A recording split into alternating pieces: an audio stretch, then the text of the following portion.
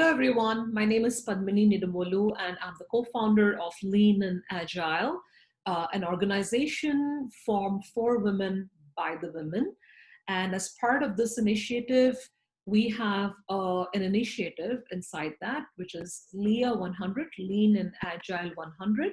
This initiative is for women across the globe to tell their stories, to share their journeys. And the premise is that we all have something to learn from each other and from these 100 amazing women. And we acknowledge that these are 100 amongst several women that are out there in the world.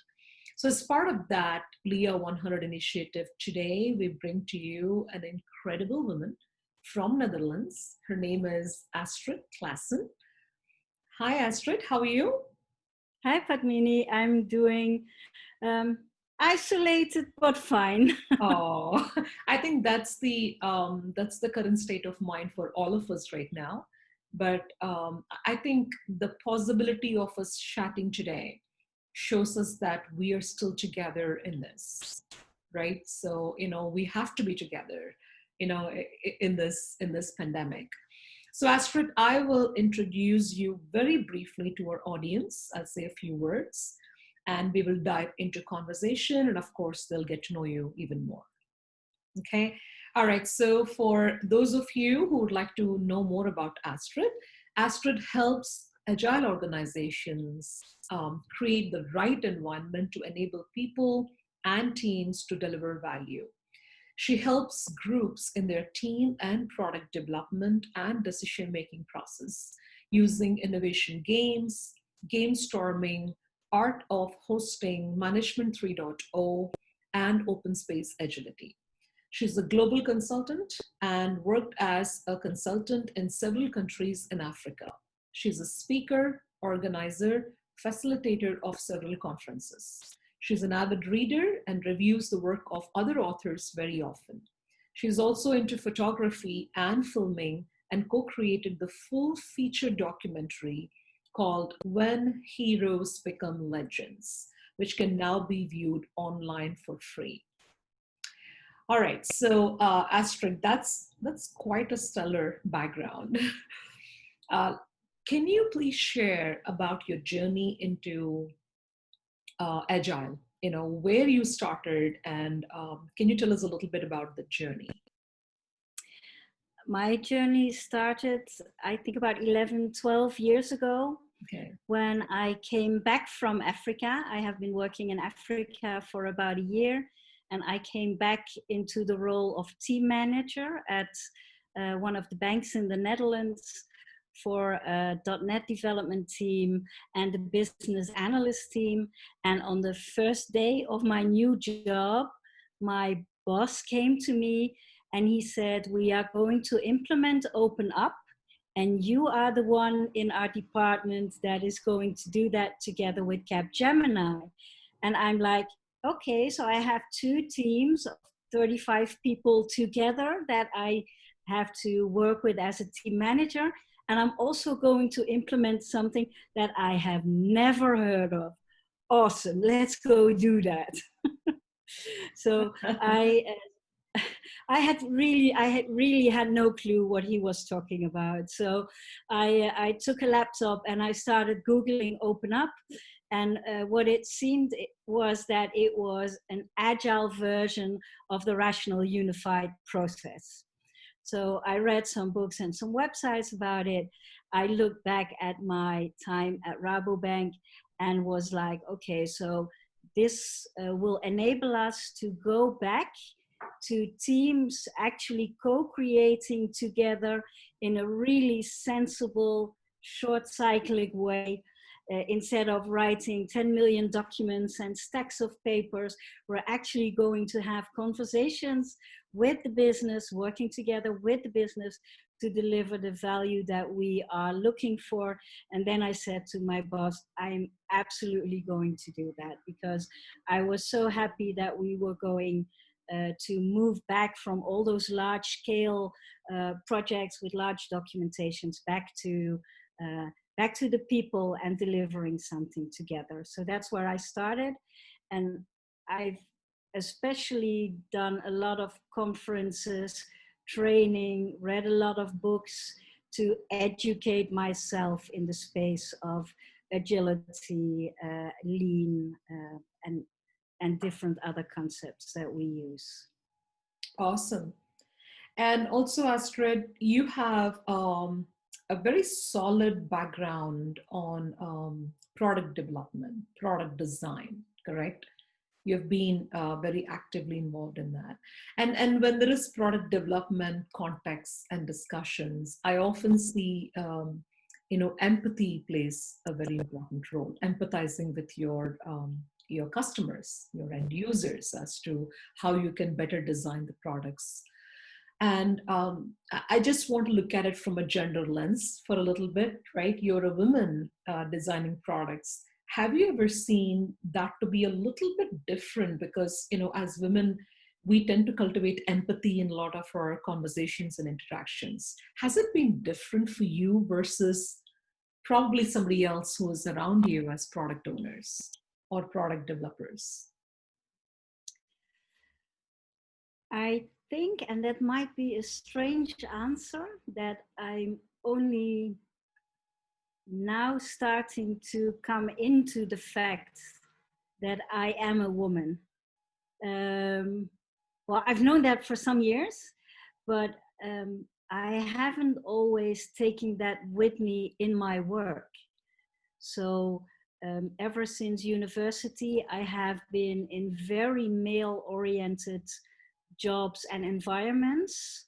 I was an investment advisor. Anyone around me was a man. I've been in mortgages. Anyone around me have been men. Then I switched. I grew into the IT department, mainly men. So I think unconsciously you do start to act like one yourself. If you don't watch out, the entire way that you work and your interactions are very much influenced by the fact that you are surrounded by so many men. So I'm not entirely sure that I have used the strengths of being a woman in my start or middle of my career. I also have a lot of male aspects in my character by itself. So it actually takes work for me to take that feminine side. Well, I think no. I mean, it's not strange. I think you have expressed or shared the reality, right? And I think that's true for a lot of us, right? We do have both feminine and male characteristics, all of us as human beings. But as you said, I think we leverage or accentuate a part of it as the situation demands, as the life demands. So I completely resonate with that because I experienced that as well. But yes, I think we bring the feminine aspect when the situation demands a little bit more. No, that's great. Thank you for sharing that. So going back to your background, right? You are a speaker, you're an organizer of several conferences across Europe, and we were chatting before this. You have attended a lot of coach camps and whatnot.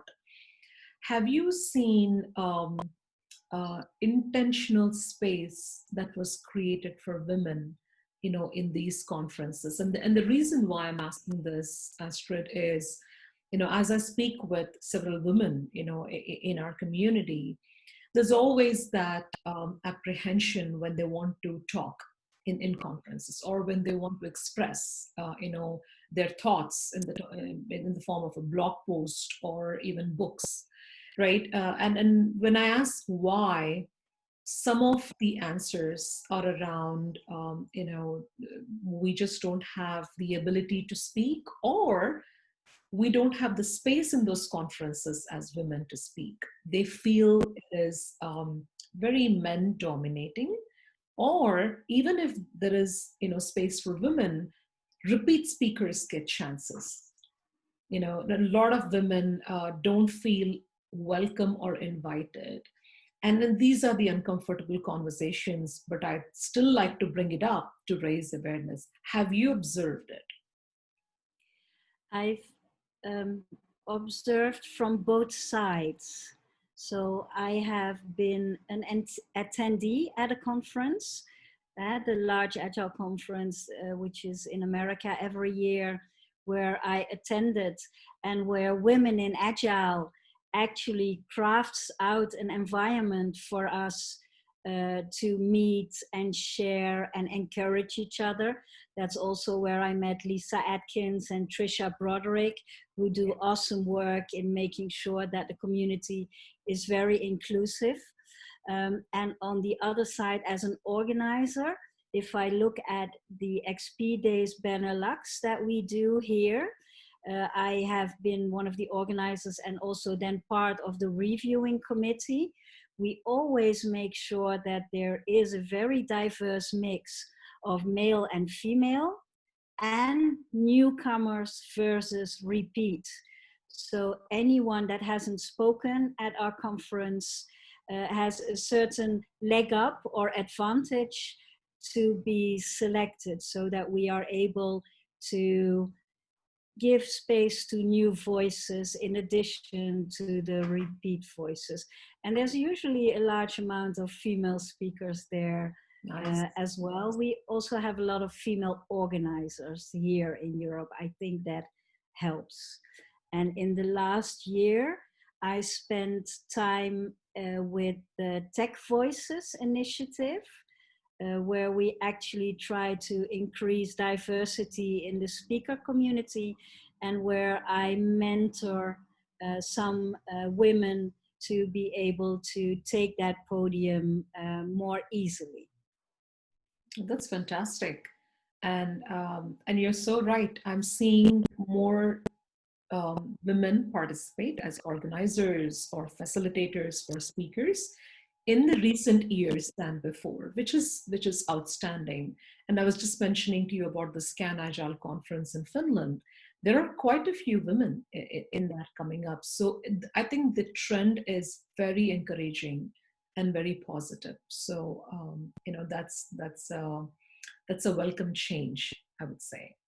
I do feel that there is a difference between an IT development type of conference versus the Agile conferences. The Agile community has a much larger percentage of women, also in roles that are very equal to the roles that men would have, which makes it easier for them to see themselves at the same level and getting the same opportunities as men. Yeah, and I think I speak and share about internal barriers that women cultivate.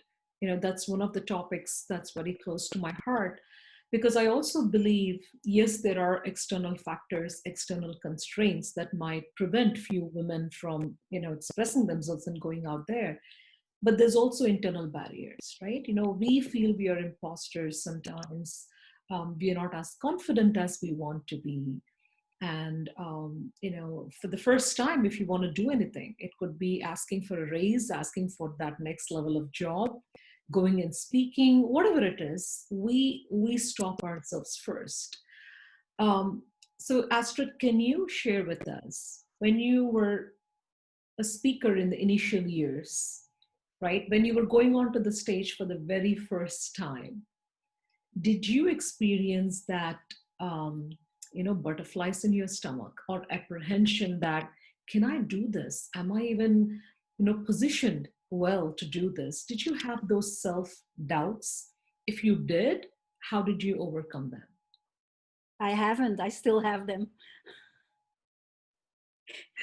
Even now, I continue to have those doubts about my own capabilities, ability, my own value, my own worth.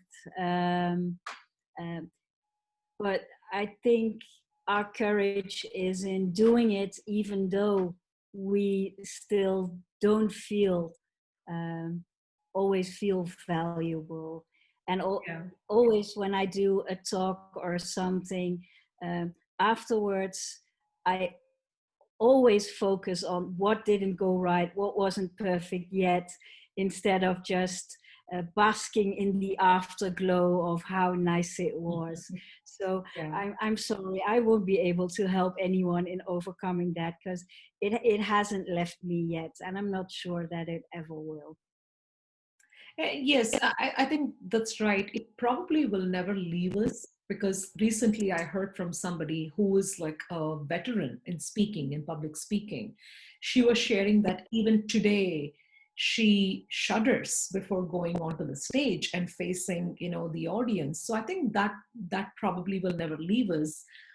But there's also something that's probably, telling us that it's okay, right? You can go back, you can do it again, let's improve. I think that's what takes us back each time, right? So It there's two things that um, make me go back. One is, even though I, as a person, don't always feel valuable, I know that part of my knowledge is valuable, and I would like to help other people by sharing that. And the other thing is, and I think that is something that is mainly in our Agile community, yeah. we have a very supportive community.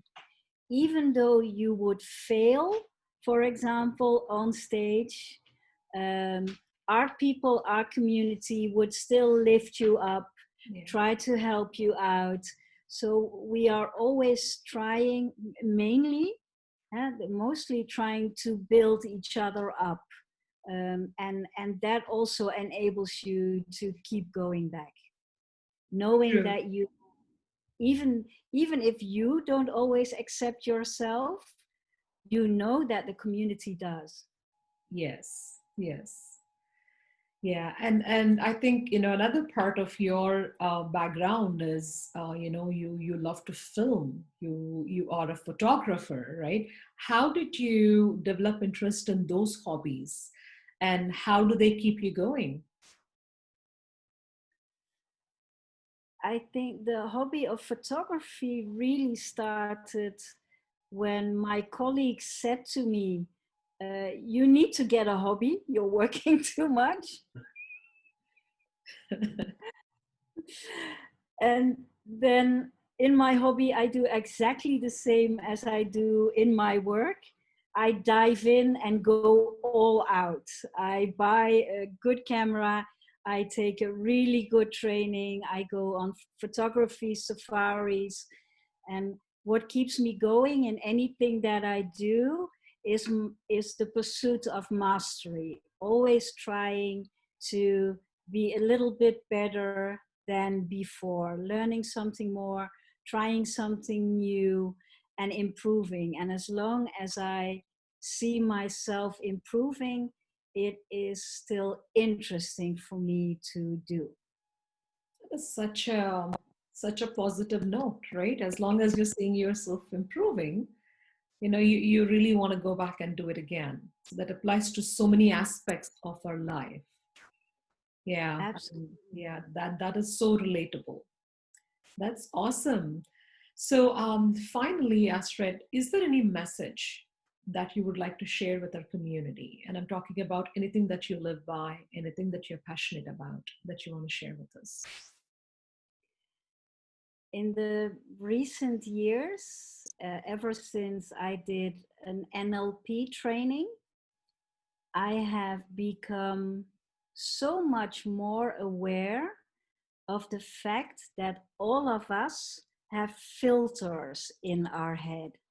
The way that we look at the world, the way that we perceive truth is due to the filters that we have built up through our lives. Other people have other filters, have other experience of the situation, of the truth.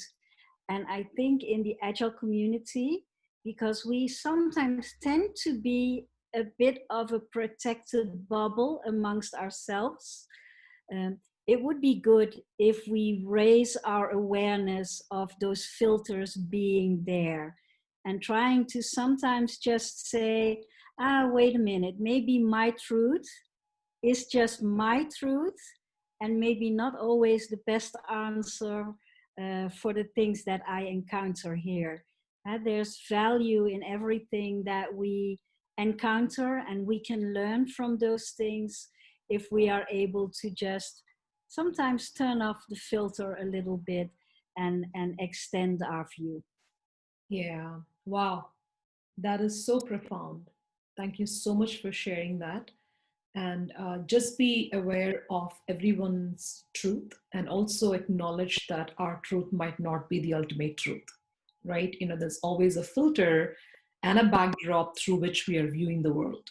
So yeah, that's a very profound message. Thank you so much, Astrid, for being with us today, and hope to see you around in the community. Thank you so much for having me, Padmini.